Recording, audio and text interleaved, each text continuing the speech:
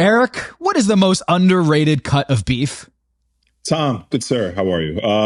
I would say beef cheek. Beef cheek. It's underrated because it's inexpensive and it's super tender when you braise it. It's a braised type thing. You think about like the amount of chewing that a cow does, right? Grass and everything else. There's so much of like tough muscle that is built, but when it's braised, it's done right. It's one of the most like softest, tender, flavorful sort of cuts that you can get. Really inexpensive. My favorite cut is probably a New York strip and then some oxtails. Give me some oxtails. I love some oxtails. What about you? Oh, good call. Good call on the oxtail. I wasn't even thinking about oxtail. Maze is coming in here. Underrated picanha. It's true. Nice call. Picanha's delicious. I'm going to go with short rib. I'm going to go with a short rib. I know it's on the underrated. Underrated because here's the thing. When you see like those dino beef ribs, like people are grilling and like on Instagram and it's kind of like a very popular thing. It's just a short rib, right? Like it's just on the bone and it's super tender. It falls off the bone. I know it's a cheaper cut. And when you go to like these restaurant weeks in the cities and oftentimes you see short rib, I love a good short rib. I'm sorry.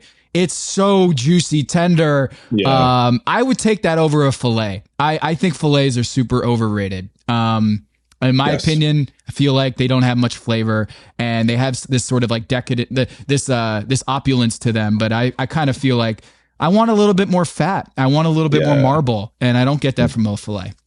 I agree. I wouldn't say underrated. I think it's properly rated, but I totally agree. It's one of my favorite cuts. Short rib is absolutely delicious. Man, braised, a good fry right after. So it has a nice crispy exterior.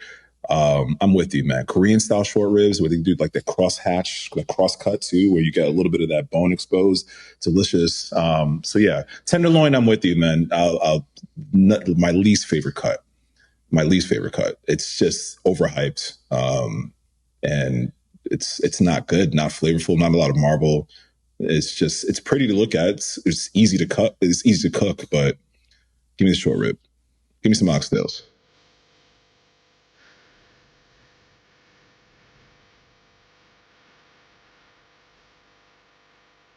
This is Pack Your Eyes. I'm Tom Haberstroh. And I'm Eric Adjepong. Eric, we're going to Calgary. How about that? I looked at a map. Calgary is west of Phoenix. It's west of Wyoming, the entire state of Wyoming. It's way out there. So this is, as far as travel goes, in season before the finale where you're going somewhere, this is as far as you're going to get within country boundaries. This is a trip. Wahoo! It is a trip. I feel like it's not Wahoo, it's Yahoo! Yahoo!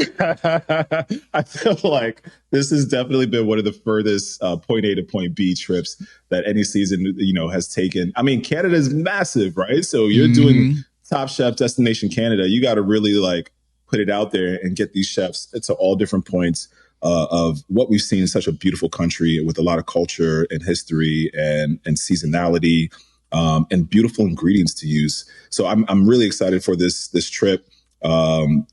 Beef. Finally, it's taken a few episodes to get to a point where it's like a beef challenge. I specifically remember my beef challenge. We had,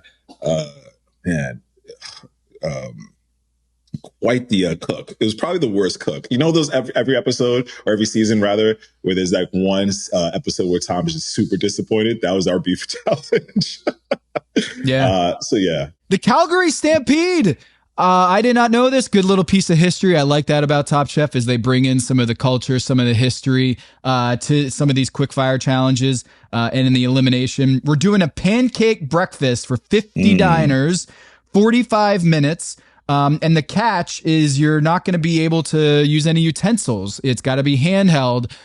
Weird thing with the pancake. I mean, there's different ways you can do this, I guess, but I guess they didn't want to have to deal with utensils here, silverware, which kind of reminds me of the previous quickfire, which went very south. And we talked about this with Lana. I asked Lana last week for the Pack Your Knives subscription Substack. For paid subscribers, you can listen to the Lana interview where she joined the show, and she explained that was a really, really difficult challenge. The Montreal Depth Challenge, where they weren't able to use any stove tops, any ovens. It was just, and no silverware, no knives, just plastic, anything, cutlery. just plastic. Yeah, I mean, I always love to kind of get the general thoughts and recaps from other, publications. And there was one that specifically said, or talked about Tom saying like how unfair that challenge was so deep into the season, right before the semifinals, to put these chefs in this like whack-a-many challenge where you don't have, your knives and utensils, and you're asking them to cook top chef quality food with, man, just it's really bad sort of timing parameters. Timing and parameters and all of it. But you know what? This kind of falls into that thing. I can't imagine eating pancakes without a fork and knife. Like I need some, like, I don't know. I gotta have some sort of I don't know, formality. You know what I mean? When I'm eating my pancakes, I don't know. It was a good challenge though. I thought it was a really interesting one. Let me ask you this: when you're eating pancakes, do you put the syrup on after you cut up the pancake into pieces, or do you put the syrup on and then you cut it up so it kind of soaks into the pancake? Good question. I've been doing this since I was a kid. This is a fantastic question. By the way, I'm a pancake connoisseur. I absolutely love pancakes. My favorite breakfast item. Somewhat like similar to Schwei, where he says him and his wife always get like a pancake to share, going for breakfast. I do the same thing. Whether I'm with somebody or by myself, I got to get just at least one flapjack, so put it in the center. But for me, I've always done this, and there's probably the only rhyme or reason is just because I've been doing this since I was a kid. I would poke a hole right in the center of the pancake, pour the pancake syrup right inside that center of the hole, and then cut around it and then eat it. So you get like the middle that's soaked up, and then it's sort of just like, permeates. Emanates. Permeates. Yeah, exactly. Yeah, exactly. Throughout the pancake. So that's been my style. It always works for me. But you need utensils for that, man. You can't go barbaric. And what are we doing, man? Top Chef. Yeah. What's going on? Yeah. Handheld pancake here. I'm one where I cut up my waffles, I cut up my pancakes, and then I will pour the syrup on, because I feel like if it soaks in, I don't get the right, I don't know, I don't get to the separation of the taste between the pancake. Almost the pancake and the syrup become one when it soaks in, and I kind of want the two different flavors to pop. So I wait to put on the syrup. I used to crush pancakes. When I was my fattest, when I was a kid, I was a chubby kid. When I was my fattest, I would just like eat like 11 pancakes for breakfast and just polish off some Fruity Pebbles. And I remember looking back being like, what was I thinking? Like, how is that a good idea? It was when you become like kind of like 13, 14 years old, and you can cook for yourself, and you're not quite an adult, but you're like, I could eat whatever I want. And nah, man, I was an offensive lineman that year in football. So you're probably the same picture where we had like a flashback of Cesar with like the 20 stack pancakes. That was me. You. Yeah, it was me. That was me for sure. All right. So I'm learning what a hoe cake is. This is maybe my whiteness showing, but it's a cornmeal cake. You're Tristan, South, bro, you're living in the South. Come on, never had a hoe cake.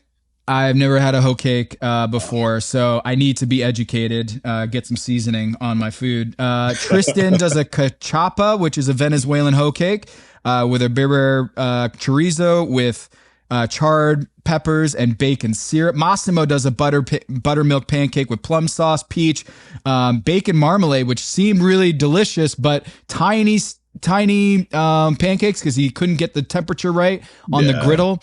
And then he just too many sauces on there. Bailey did a buckwheat crespelle, I think it was, which is kind of like a crepe. And that was with a brown butter pecan, mushrooms, and spinach. So it was a little bit more savory than the others. Cesar did an XO pancake with basil, Chinese sausage, brulee tomato, and candied mushrooms.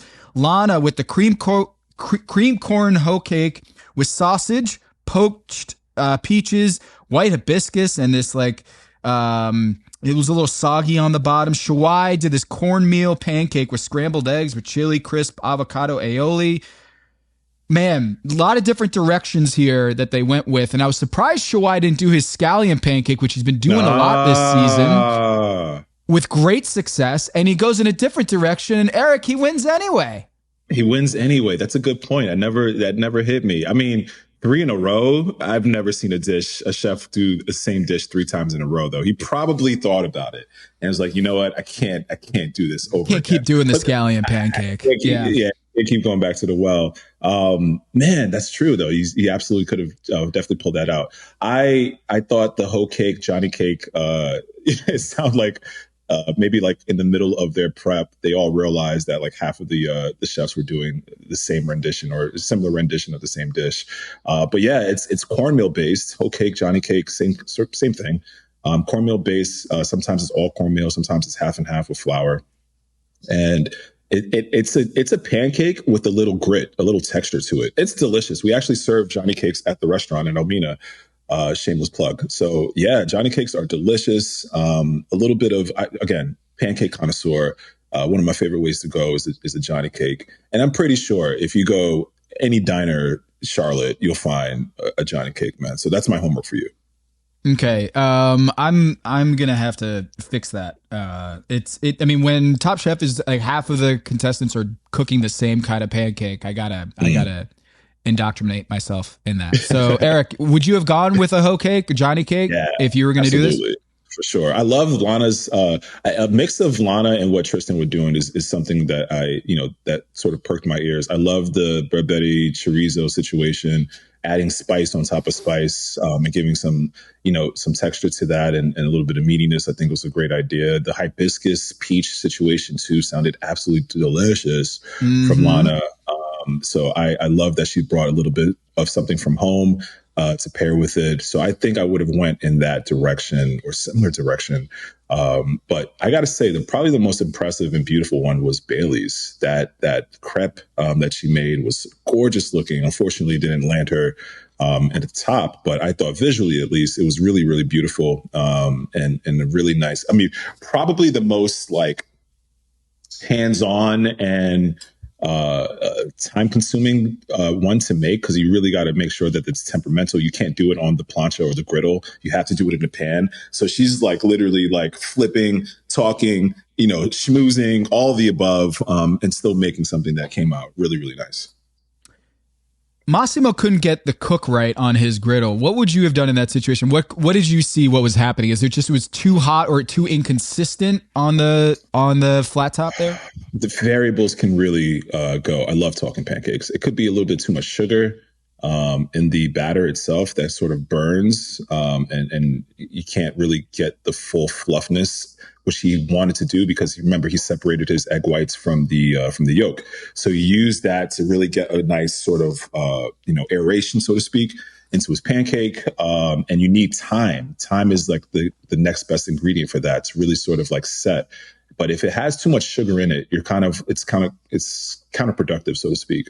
So I think he went smaller, which probably means he didn't get the same sort of aeration that he wanted to. So there was just sort of like a domino effect of things that just didn't work in his favor. And you need a little bit of like structure, and just doing a small pancake is not going to give you that, especially for a handheld challenge. That's the tough part. But yeah, we saw him struggling. I love watching Tom. That's probably my favorite thing to do, is just watch his facial expressions, because he can't, like, he wears his heart on his sleeve. When they went to Lana Station or when they went to Massimo Station, he's like, oh, this is kind of small. And he just kind of does a little smirk, you know what I mean? Like, it's coming back. They went to Lana Station and they talked about the sogginess of the dish, and that's coming back. Same thing, a little fast forward when he's asking Tristan about the cook of the steak. It's coming back. Like, you just There's know. No good answer for that, Eric. There's no good answer, bro. No, you're trapped. This is the craftsman. His name is Tom Colicchio. He owns Craft for a reason. He's a craftsman. He knows exactly what you're looking for, what he's looking for. And when he asks you, hey, did you mean to do that? oh, you know it's coming back. Yeah. Yeah. There's no good way to handle that. Yeah, I guess you just own it. He's going to know if you're lying, right? Because he's Tom Colicchio, like you said. He's Tom Colicchio, you got to own it. So Shwai does that cornmeal pancake with scrambled eggs. I thought that was the most, I was surprised that he won in the sense that it was like a breakfast forward dish. And I thought maybe they would ding him for having like scrambled eggs on his pancake, but it was the winner. And the chili crisp avocado aioli, that seemed to put it over the top. So it was delicious. It was big. Felt like a meal. He's got $10,000 from that and $20K overall. So good for Shwai on my squad, coming on strong with three tops in a row. Top three two in the quickfire before. Then he won the elimination challenge, and then he wins the quickfire here. So Shwai coming on strong, but you know what? He tags in my buddy Massimo, and Massimo takes the victory in the elimination challenge. So my team, it might be one person fewer with Lana going home, but man, Shwai and Massimo are showing out at the right time. So Shwai wins the quickfire, and then they set up this beef challenge where it's not just beef. I thought it was just beef in the preview, but it's beef and berries, marrying the ranchers and the First Nations and the cultures combined. So we got the ranchers with the beef and the guest judge, Dania Baltzer from the Northern Canada First Nations. She explains that it was a celebration. The Calgary Stampede was both cultures coming together and a big celebration, big feast, big event.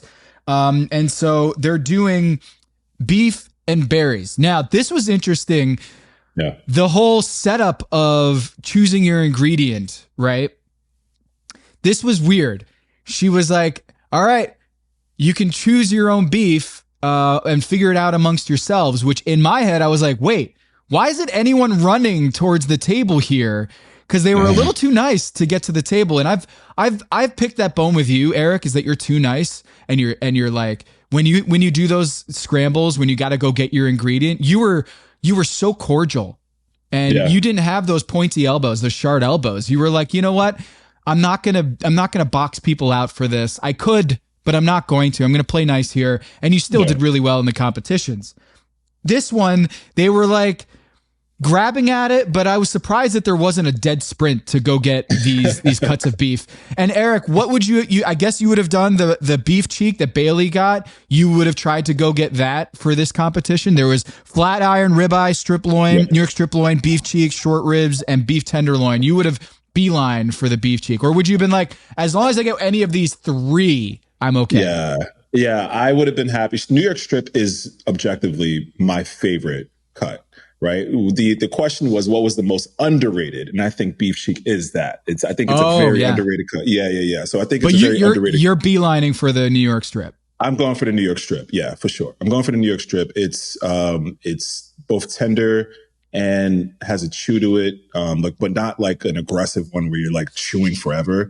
And I like that. I think it's a great cook. It sears beautifully. Give me a cast iron. You can get it done relatively, easy. It marinates beautifully. It has a good marble, all throughout. The braising is, if I was going braised, or that's a tough one. No pun intended. Like, are you going braised or are you going, pan sear? I would either go with the beef cheek then or the New York strip, but the berry situation is what really sort of like helps or hurts this dish. Like, what direction do you go? Are you going super tart? Are you going more tannin based? Are you going a little sweeter? And all of that really plays into, what you can do. I love this challenge though. Ultimately, I think it was a great challenge to not only, and I'm with you. I thought it was just like a straight up beef challenge to add in the berry component to it. Again, looking at more seasonality from Canada and the sort of abundance that is, the produce that they have in that part of the world. I thought it was a really great call. And some berries that I've never heard of, I've never tasted before. So that was really cool for me as well. That definitely steers the direction. Another pun, steers, that, your dish goes into. And I thought it was a really good combination. I definitely would have been happy with, it was it Bailey, she got the Saskatoon and the New York strip. So it was Lana had the strip loin with the long blueberry, the Haskap, Yes. Mm-hmm. Which kind of looked like a cylindrical blueberry. That she got on that one, and she did the meat and potatoes, the grilled steak, the palm Anna, which they found to be on the dry side. And when it was on the plate, that's the exact thought I had, is like, when you have meat and potatoes, I don't know if you're kind of the double dipper where you like to dip your steak in the potatoes and have this like textural little dance in your mouth when you eat it. Mm-hmm. I didn't really get the dry kind of charred potato disc on the plate with the steak. It felt like it was disconnected, and that's what they said was it was a little on the dry side, and it seemed like there wasn't enough berry on the plate. And so when you have the two different types of berry that seemed like it was prepared similarly, I felt bad for Lana. I didn't think when it was on the plate that it was going to be an eliminated dish. But because everyone else did such a good job here, and there's only 6 people left, like Tom said at the end, not a bad dish on this entire menu. It's just at this point in the competition, minor mistakes will get you sent home. And so her grilled steak with the Haskap berry condiment and the smoked Haskap berry jus just didn't work with the dry potato. So the palms Anna, what were your thoughts on utilizing that? And did it seem like it wasn't cooked properly, or was it just not the best choice for pairing with the steak? I thought it was a great choice, honestly. I thought, steak and potatoes, classic. Who can say no to that? I thought it was a great choice. I think ultimately what happened was, and we saw a little bit, man, shout out to the editing team. We saw a little bit of her prep with going with the mandolin, right? And it looked like it might have just cut too thin, like too thin, right? We saw her sort of going really quickly with it, and then sort of layering the parmigiana in there. And it's tough when you don't have that connecting. It's steak and potatoes, but then we cannot forget the sauce. It's got to be saucy. You need some sauce, right? The sauce is the probably. When I was working on the line, Saucier was probably one of my favorite stations. Creating the sauce is really like the harmony piece to bring different components together on a dish. And when you cook a steak and you let it rest perfectly, and then you slice into it, you get a little bit of that, like that jus. You get a little bit of that sauce, or a little bit of that steak, goodness, right? And then that sort of mixes in with the berries, and it starts to create the story, right? And it starts to pull all the other elements together. What happened with her dish was it just seemed deconstructed, so much so that you had the steak here, the parmigiana here, the berries here, very much in a 3-pronged thing on her plate, right? And there's no sauce to connect the two. So it's a very disjointed sort of story that she's trying to tell, over resting the steak, even though it was cooked beautifully.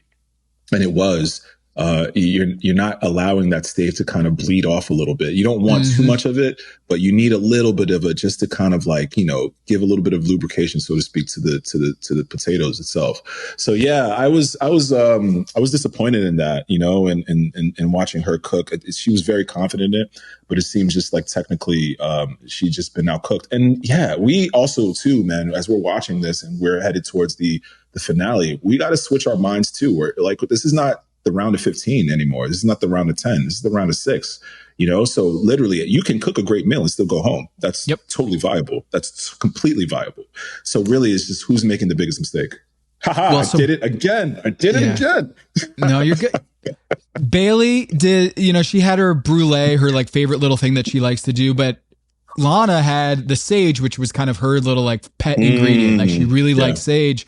Kristen felt like it was too much sage. It overpowered the dish, and didn't get enough berry flavor, got a lot of sage. What are your thoughts on sage? Kyrie Irving loves sage, likes to kind of burn some sage in the arenas to get rid of the demons before he plays. What are your thoughts on sage as an ingredient, and what are the trouble shots or sore spots when you do something like that? I have sage tattooed on my left arm. I love it so much. Sage, yeah. I love sage. I love the combination of herbs, steak, potato, a jus of some sort. It's one of my favorite ways to eat. Right, summer, winter, fall, spring, don't matter. I love the addition of bringing sage into the party, entering that into the chat. It is an overpowering flavor profile, and one that I probably wouldn't pair with the berries and the steak. Sage to me screams fall. It screams poultry. It screams, baked, but not necessarily beef. So I thought, even though it's a beautiful flavor and an herb, I think it just didn't mesh well. It didn't work well with the other sort of ingredients as far as the components in that dish. So maybe a misuse. I probably would have went with thyme, maybe rosemary. Just the hints of it really goes a long way, because these herbs, when you use them you got to use them with the deft hand. If you go a little bit too much, then they can truly overpower a dish. And that's all you're tasting. It's just like a bouquet garni. You know what I mean? Like, especially with a berry, when berry is the challenge, you don't want to overpower it. And if it's a B minus dish at this point, you might get sent home for that. Whereas in the beginning, you're going to be maybe in the top or in the middle. So a B minus dish puts you in the top or in the middle. Absolutely. Right. So Lana gets sent home, which we'll talk about a little bit more in a sec. But let's also talk Bailey with her. I mentioned it. She did the braised beef cheeks with creamy polenta, and then adds this bruleed blue cheese on top of it with roasted walnut and a pomegranate juice infusion of pomegranate juice. I thought she might get sent home because there was a lot of mistakes here, it seemed like. But the fact that she was in the top in the quickfire got incorporated into the final judgment, whereas Lana was in the bottom with her soggy texture of her pancake. So I kind of feel like Bailey's entree, her elimination challenge dish, might have actually been worse than Lana's, but because she did well in the quickfire, do the math, and she gets sent home. Eric, what are your thoughts on Bailey's decision to do a brulee blue cheese on top of her braised beef cheek? I was like, is this Bailey or is this Cesar? Like, who's cooking this dish right now? Because that was such a whack-a-many. That was such a weird sort of combination of things that I felt like, and I think Cesar might have like complimented it too. He's like, man, this was a cool idea. I'm like, of course you would. Of course you think this is cool. I would never go that route. I just think sugar on top of blue cheese, bruleeing that, it just seemed like an extra step that was unnecessary. The blue cheese obviously goes well with the steak and the polenta. Like, just you don't have to do that. I thought it was just a little bit too really much. Decadent. Like, you've already got blue cheese and steak and polenta. Those are heavy flavors, right? You don't need like a raw sugar on your that was just nah. I if I saw that on a menu, I probably would pass it. I'm sure it tastes great. Again, we're talking about just like marginal differences in between the dishes. Everything tastes good, as they mentioned, the judges did. But that for me probably wouldn't have been something I would have chose. How do you feel about the quick fire now being like so weighted heavily now into these like elimination challenges? How do you feel about that? I like that there's some stakes with the quickfire, because now that you don't have immunity, I like that there's some stakes, that it's not two events. Now it feels like one whole entire episode. We talked about it with Buddha when he came on a couple weeks ago. And it sounded like, I agreed with Buddha's take here. Last year in Wisconsin, they introduced this rule, this like policy, this new rule change where the quickfire is now going to be incorporated into the final judge. But it didn't really happen that way. It's like in the few episodes finishing out last year's season, they made that rule, but they didn't follow that rule. And a lot of the good dishes in the quickfire didn't actually impact the elimination. And a lot of the bad dishes in the quickfire didn't really influence their decision at the end. And I think that was a common critique of last season, was they introduced this new rule, but then they didn't seem to follow it. And so Buddha was like, I actually like that they're following this rule, that they are incorporating, making sure that like they're going to mention this at the judges table that, hey, remember, quick fire, Bailey did this, Lana did this. I get that. But Buddha had a real problem with that in the sense where when he was eating Vinny's dish and was like, it's inedible, he should be sent home. Tom and Gail overruled him and was like, you got to incorporate the quickfire. So Vinny can't go home because he did well in the quickfire. So it's a little disorienting. It is. On one hand, I think it's good to kind of have some stakes and some weight to the quickfire so it doesn't feel like an exhibition. Yeah. But it's tough to do. It's tough to get used to that, right? Is that at this stage in the game, now we're kind of changing the rules. Exactly. That's what it feels like to me. We're changing the rules, 3 quarters into the competition. And I don't know if I'm jiving with that, man. Like, I get it. We want to sort of add some complexity to the challenges and really give some weighted, stakes, like you mentioned, to the quick fire. But I think, the task of winning and getting $10,000 or whatever monetary money that they're offering is good enough. Like, give these chefs an opportunity to sort of like learn the city, learn whatever, because it's always an intro to what they're doing or a city or, whatever. So you're saying it stands alone on its own merit. Like, we don't have to add weight to it. I think it should. Because they get rid of immunity and they're like, all right, well, how are we going to, if we take away immunity, we got to add something. But what you're saying, I totally get, is the quickfire as a standalone entity, you have the $10,000 prize. And it functions as kind of this introduction and educational tour of the city or the region that you're at. It's good enough. I'm curious if they keep doing this next season. I'm curious if they keep this new rule. It feels like the wheel in the dunk contest. You know what I mean? Like, you threw it in there. Does it really need to be there? And then you take it away. And it's like, yeah, this is kind of stupid. Like, I don't think it necessarily obviously it has a factor into the elimination challenge, but I don't necessarily think it should. Yeah. So Bailey stays. She's in the bottom 3 because the brulee didn't work, and the pomegranate juice. The idea of infusing this pomegranate juice because she couldn't get enough of that Saskatoon flavor. Mm-hmm. I understand what she was going for, but it was interesting. We had that sit down with Kristen, that little happy hour where they're sharing drinks, and there's this discussion about like, hey, remember the challenge. Like, at this stage of the game, remember the challenge. It's not so much about cooking a good dish. You have to incorporate the challenge and the script, right? And the prompt. And so what we're seeing with Bailey is that when it's a beef and berry dish, but she buried the berry in another berry in the pomegranate juice, it doesn't make sense. I understand why she did it, but it was unbalanced. They said, I thought she was going to get sent home. But then I remembered quickfire. And once I realized the quickfire, I was like, yeah, she's not going to get sent home. And unfortunately, Lana got sent home. Cesar did this berry. He went with, he got ribeye and chokeberry. Now, he did a grilled ribeye with a chokeberry reduction with a rutabaga cream and bone marrow cornbread. The bone marrow cornbread seemed to be the winner of that dish, is that they love the bone marrow cornbread, which kind of reminded me of the lamb fat Madeleine that Tristan did earlier in the season, where it was like, this is the star of the dish. And he does this bone marrow cornbread, and it just, the idea of adding sugar to sweeten up the berry rather than letting the tannin and the astringency. The astringency, the dryness, like, let that breathe through. And he got inside his own head on that. He got dinged for it, but ultimately he stays in the competition. What are your thoughts on Cesar's dish? I thought visually the most attractive looking dish out of the 6, elimination dishes. I thought it was beautiful. I'm on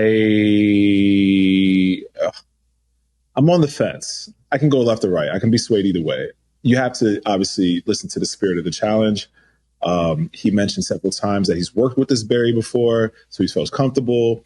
But then he adds sugar to it because there's such an astringent dryness that this has. And I understand why he went that direction, but I also understand the judges wanted to get a little bit of that astringency. But then, listen, who wants to eat something that dries your mouth out like that? You know, I wouldn't.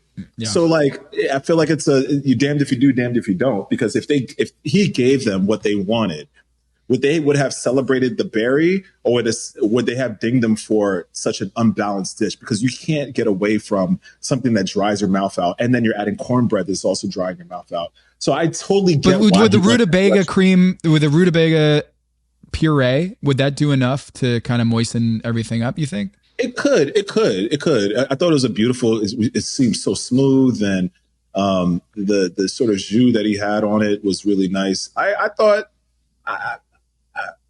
If I was Cesar, I would have went in his direction. I totally would. Oh, but clearly that would have gotten me dinged too. Yeah. So, you know, it's a tough thing to get around, where you're working with something that just has that sort of dryness to it. I don't know about you, but I don't like eating stuff that, you know, makes my mouth dry as I'm, you know, salivating and wanting to. No, that's not. I don't need cotton mouth while I'm eating. I don't want cotton mouth while I'm eating. Exactly that. So like, I think he did his best to work around it. Now, how sweet was it? We don't know. Like, it could have been overly sweet. It could have been something that was just overpowering. I think there's ways to sort of like, you know, balance it and still sort of highlight the natural profiles of the berry. But it clearly, that was a tough one. That was a really tough one for him. Yeah. So he stays, and I thought it was tough to see Lana go home. I don't think Cesar would have I think he was safe. I actually thought, like, in the initial review, I was like, oh, he might be in the top 3. But he's in the bottom. And what was cool about Lana is we got some airtime with her and Kristen. We did this whole interview last week, and I had no idea that she had actually met Kristen in a kitchen because she had staged at Kristen's restaurant, which was a really cool moment. Like, I don't even think Kristen remembered that until Lana brought it up. Like, how cool was that? I love that. It reminded me very much of my stage with Brian Voltaggio and him not remembering me and sort of coming back to that story. It's great when you can have, you know, your idols, so to speak, you know, someone that you look up to, and there's a full circle moment. I had that with Chef Marcus Samuelson as well, who also got shouted out this episode with Tristan. And it's cool. I mean, the chef community, it's a big one, but it's also very small in that regard too. So you never know on both sides of the fence what personality or what impression rather you're making on someone, you know. So it was funny that Kristen's like, I'm glad I wasn't a bitch. You know, it's good. It's good to know that you have like good fortune sort of and favor follow you, and your reputation absolutely precedes you, because that's something that Lana would have never forgotten, whether it went good or bad, right?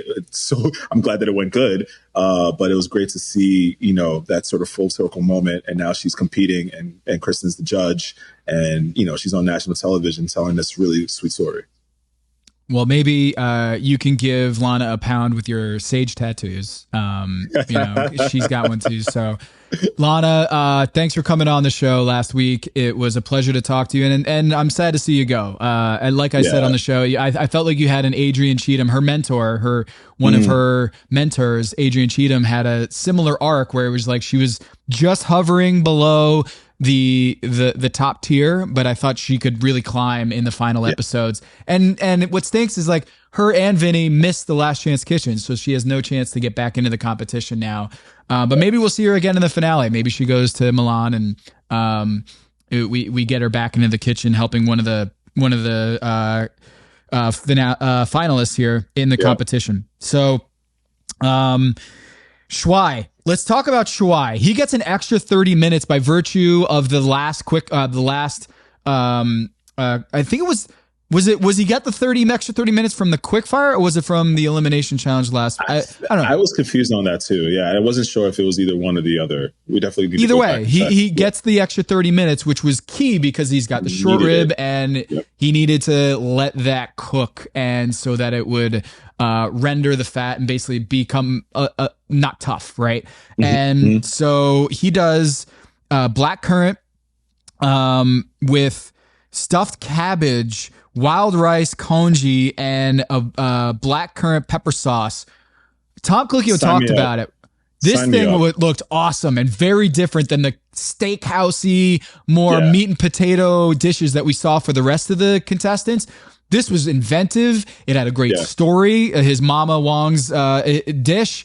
This was an awesome, awesome dish. And it really speaks to how good Massimo's was, that this one didn't win. And Tristan, how good that one was, because this one didn't win. When I thought this was the most clever, creative, and it looked really tasty. It did. Sign me up for that dish. I would. It looks comforting. It looked like it was a dish that would remind me of, like a warm hug. You know what I mean? It just looked like it was just perfect for the time, perfect for the challenge. The congee looked beautiful. That black currant sauce that he made really was just. It had so much sheen and shine on it. You know what I mean? It just looked like it popped from the screen, and it really sort of tugged at the heartstrings of some of the judges, which I thought, I mean, listen, when you can do that, that's the extra, that's the extra sauce right there. You can really sort of like play that sentimental role as well. The 30 minutes absolutely came in handy, whether it came from the quick fire or the elimination, whichever, it came right on time, man. That 30 minutes, an extra 30 minutes to do a braise, it's really, man, that's the highlight right there. That to me, that 30 minutes, I think really absolutely gave him that push to really get the beautiful braise that he was looking for. The cabbage that was steamed perfectly. Schweiss said it, man. He's not as soigné as Tristan or maybe Massimo with some of the techniques. But when it comes down to flavor and putting just like heart on a dish, on a plate, I don't think there's another chef out there that does it as well as he does, man. He cooks from the heart. He cooks from the soul. And he makes great food time and time again. It's really cool to see both him and Massimo sort of coming into their own right now. And yeah, I hate to say it because they're on your team, but man, they're crushing it, and it's happening at the perfect time. And it seems like, I don't know, Tristan, Perfect although he was on the top, yeah. And I was going to say he's having like an Indiana Pacers run here, but I didn't want to do that to you. Why, bro? I thought we were friends. I thought we were going to make this through unscathed. Jesus. He's peaking at the right time, just like another team. I don't know. I think I'm ready to go. I'm sorry. We're back in Canada. We're in Calgary. All right. Yes, please. Thank you. Yeah, we're back there, and Shuai does that stuffed cabbage, which was awesome. I love that dish. I'd probably pick that one out on the menu of all of them. Same. Tristan decides to go with a pemmican, which is this Native American, indigenous of North American. It's kind of this like a jerky almost. It's this mixture of tallow, dried meat that he just heard about, and now he's going to cook it. Crazy. In the quick fire, he does this Venezuelan pancake, and we get the reason why he has all of these different cultures, because he was moving all the time as a kid, all around the world, and it was such a cool story to hear why this guy has such a worldly philosophy when he cooks. It's because he was traveling a lot as a kid, and Marcus Samuelsson, his mentor, would be very proud with all the different flavors that he's bringing, and just the stones to come in and be like, yeah, I just found out about this thing, and now I'm going to do it for the indigenous people at the table. It's like, and he pulls it off. And he pulls it off. More power to you. Like using liquid nitrogen to get that jerky sort of texture as well. Not what you would see, I'm sure, by the indigenous people, forms of tradition to make that. But bro, like, what else can we say that hasn't been said about Tristan? I mean, he is a student of the game. He's what did he call himself? A world, at least a product of the world, or whatever the case is. And it's truly that, man, to have that life experience by traveling with your parents and living in different parts of the world, and then just so happen to fall into this industry of, cooking and chef and everything else, man. I can't imagine like a better, sort of 1-2 punch to, grab some inspiration by and use it to sort of, carry your dish through. Tristan's just cool. He's a cool dude, man. I feel like we learn more about him every single season, or every single episode in this season. And yeah, it's coming to be a 3-man race, it seems like, with Tristan, Schwei, and Massimo really sort of peaking all at the same time. Tristan dying down a little bit, obviously still making it to the top, but this is going to be one of the more like very, very cool finales if it seems like these three are going to be making it, because they all come from different backgrounds. One super soigné French classic, one rustic. I'm not here to impress you with technique. I'm here to impress you with flavor. And then Tristan, kind of a little bit of in between, right? Like worldly, has great technique, but then also cooks from the heart as well. It's going to be good. It's going to be really, really good. Dude, you nailed it with the whole Tristan and Massimo, a little bit of a riff or beef, because we got it in this episode. I'm telling you, it's happening. It's happening. You were spot on with this, dude. Like, you called this like 5 weeks ago, is that they're laying down the tracks for a Massimo Tristan rivalry. And you saw it at the judges table here where Tristan, he got some good remarks on his dish, the gooseberry that, Kristen was like, wow, that was like sour candy and I love it. It was awesome. And he could have just, been fine with that. Yep. But when Massimo had his moment in the sun where he's, in the top three, and he has that moment where he's like, this is the worst feeling ever. I will ask you about that in a sec.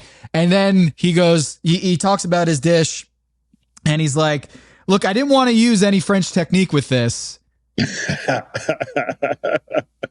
And Tom goes, wait, didn't you braise it? Or didn't you, what was, he had some like critique on it. Yeah. And then right out of left field, here comes Tristan going, by the way, he also basted his dish, which is French technique.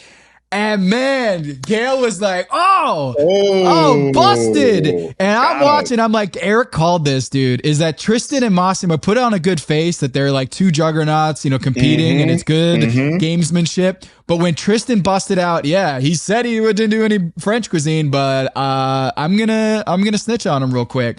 That was wild. That was wild, Tristan. It was awesome. Tristan, I loved it. I'm here for the drama. I'm here for the back and forth. But bro, you could see this happening with clear goggles. It's something that they absolutely laid in. It's again, I called it. It's like Professor X and Magneto.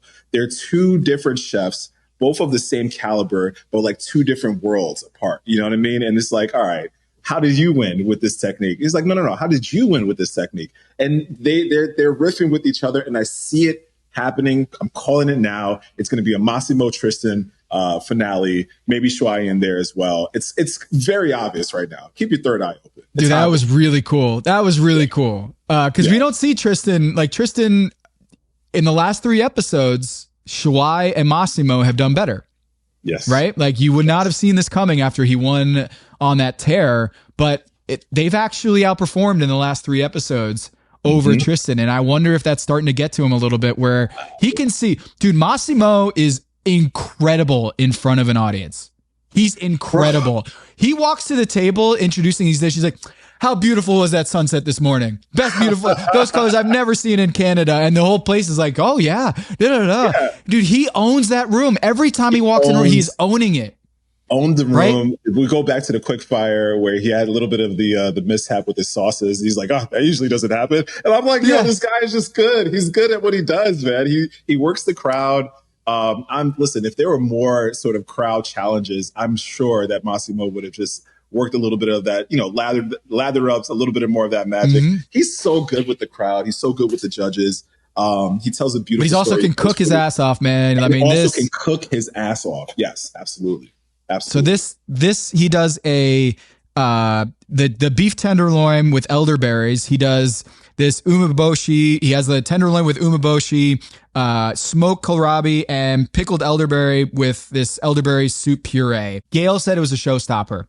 And he did this like disc, like it looked like a lily pad he put on top of it, of this reduction of the gooseberry. It seemed like a technique that I need to understand a little bit better. It looked like he was like doing these little circles on like a cookie sheet almost.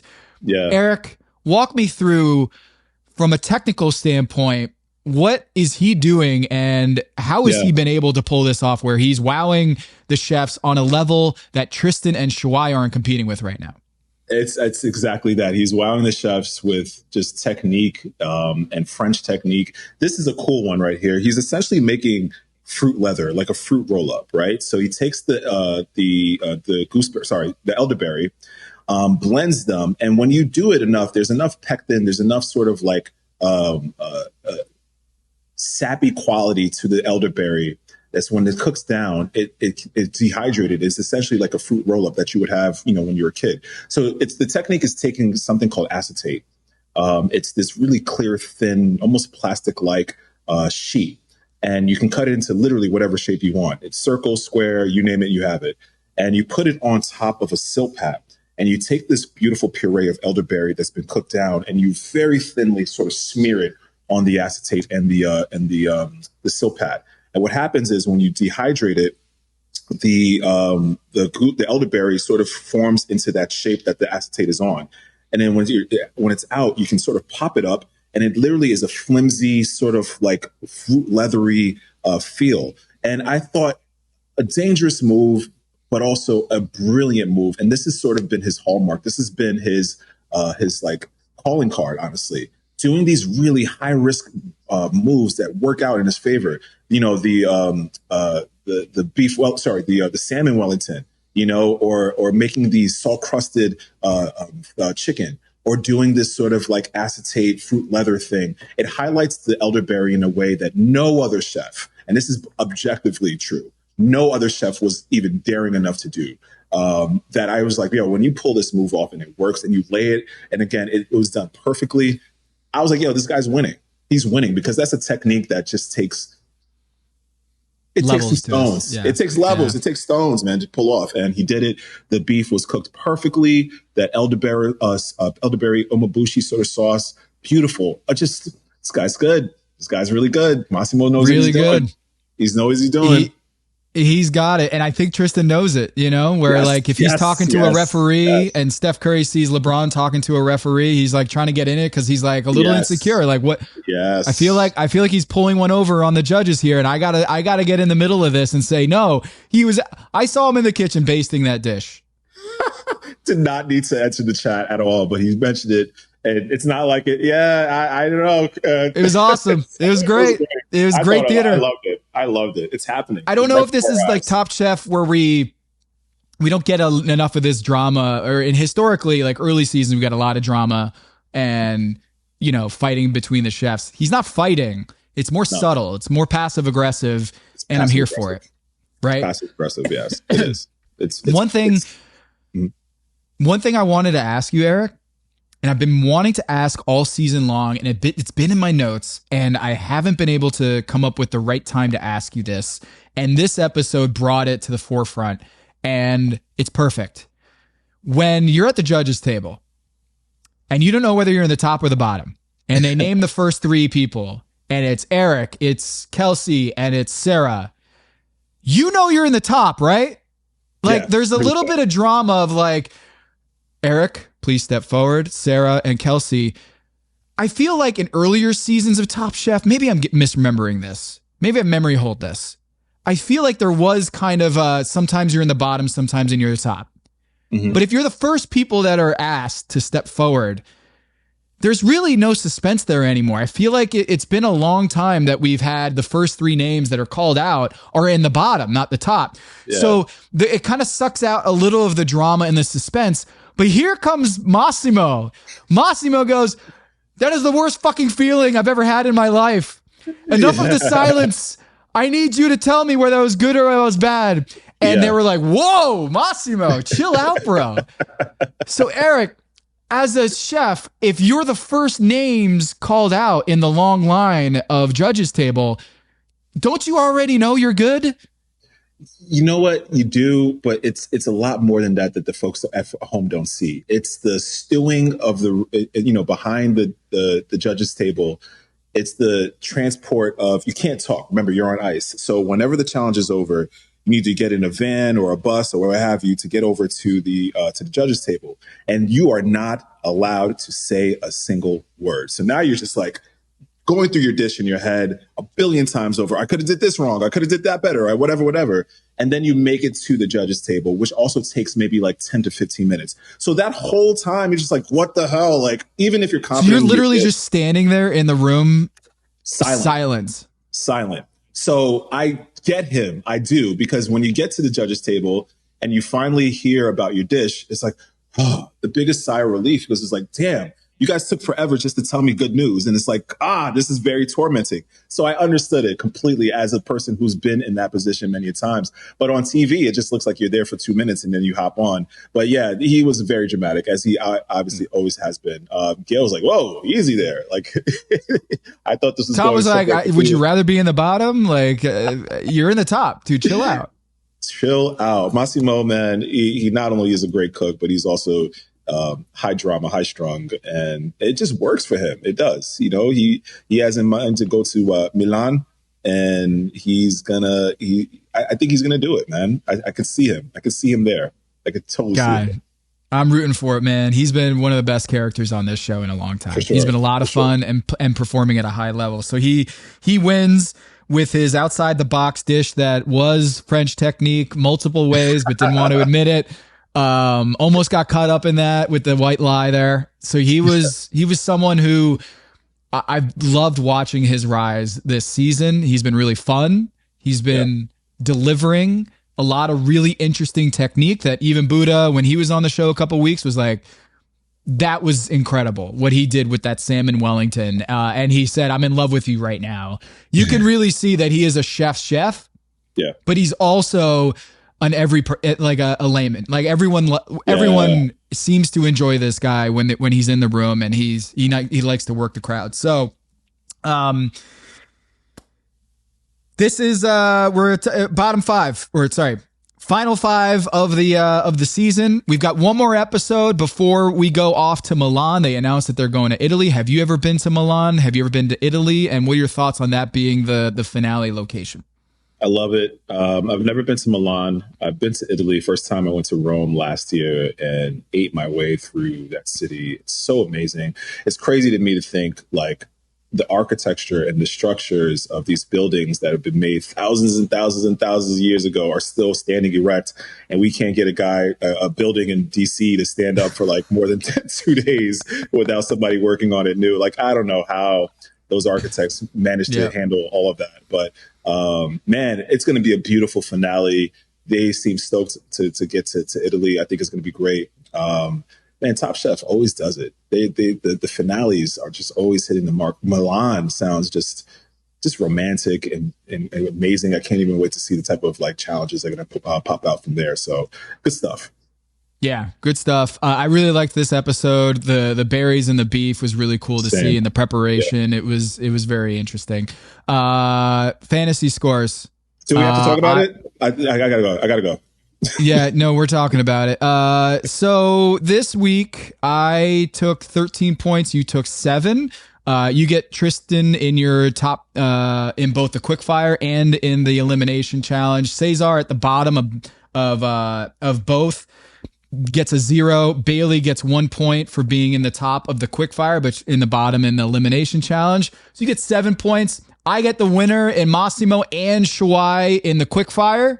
Shuai in the top of the elimination challenge, but I lose Lana. So I've got 2 chefs left, Shuai and Massimo. You've got 3, Bailey, Cesar, and of course, Tristan. The final count right now is you've got 133. I've got 132.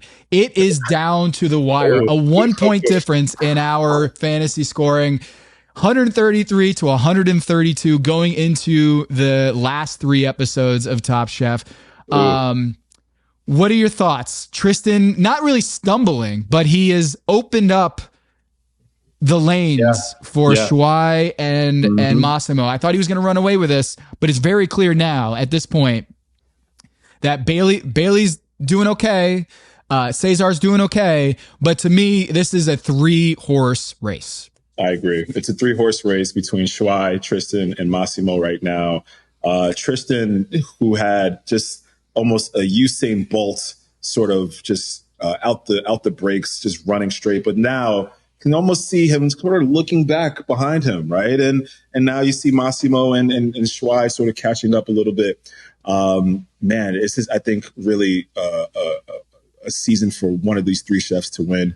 But let's not cut out Bailey. Let's not cut out Cesar. They can definitely pull this out, but one of these chefs will be going home.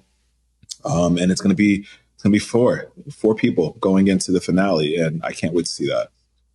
But Yeah, dang, man, what a comeback from you. Holy smokes. I thought I was running away with this.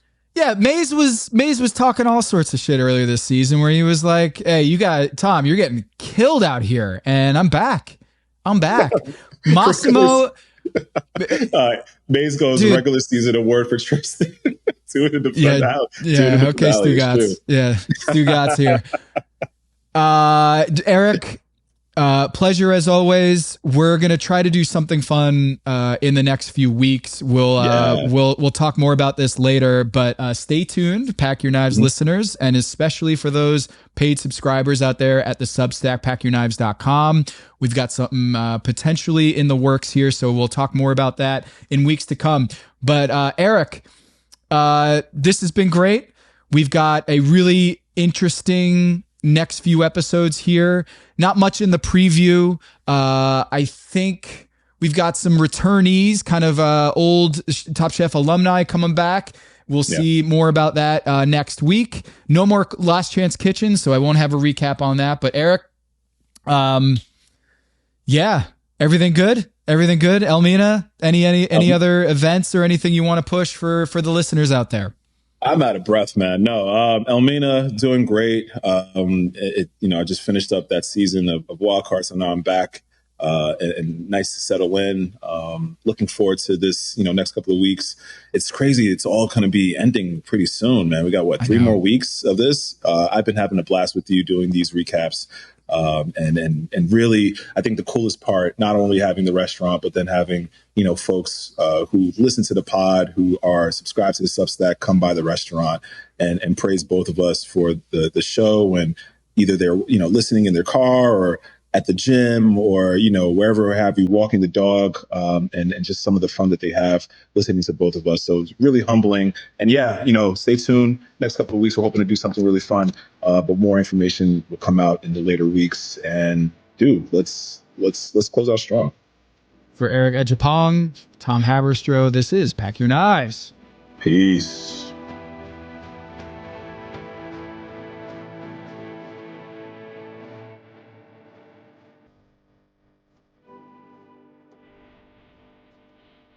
Mm-hmm.